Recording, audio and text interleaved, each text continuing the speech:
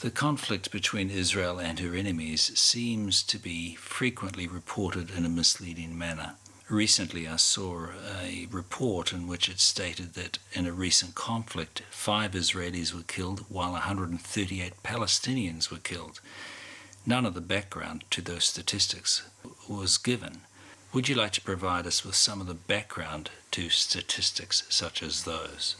Look, if you say that it's not honest, I do not see into a single journalist or editor's heart what are the motives for him to presenting certain things. But I can maybe tell you that there are a lot of other factors in journalism and in reporting from Israel and the Palestinian territories that are reasons for such an image that you just described. One thing is, on the one hand, we have an established state. For example, if there is an Israeli military operation, I know whom to ask. I know who is responsible. I know whom to call, and he might say, I have no answer. He might explain something. He might not explain something. He might evade me, but I know who is responsible. Whereas on the other side, it is very, very difficult to find the real responsible people for terrorist attacks.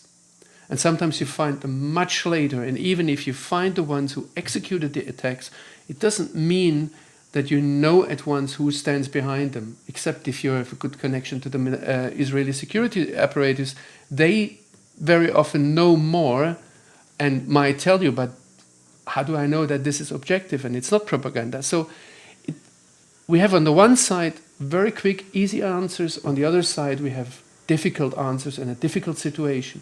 Another situation is, and that is very difficult to portray, and it's also not so black and white, but we have an Israeli society that puts highest priority, and I think I can say that after years of observing it, highest priority to saving human life, not just Israeli human life, but also Palestinian.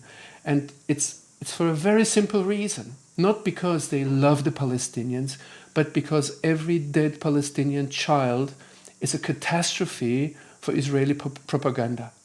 You have to understand it very easily. So, and on the other side, you have a society, and it's not, you feel it when you're there, the way people present it. Israel hides their own dead and their own injured people, whereas the Palestinians come out and they show them to me. They present them to me. They say, here, take a picture. They say, look here what happened. They show the child, they show the whatever happened, the situation, very, very honestly, and they know it profits them if there are civilian casualties.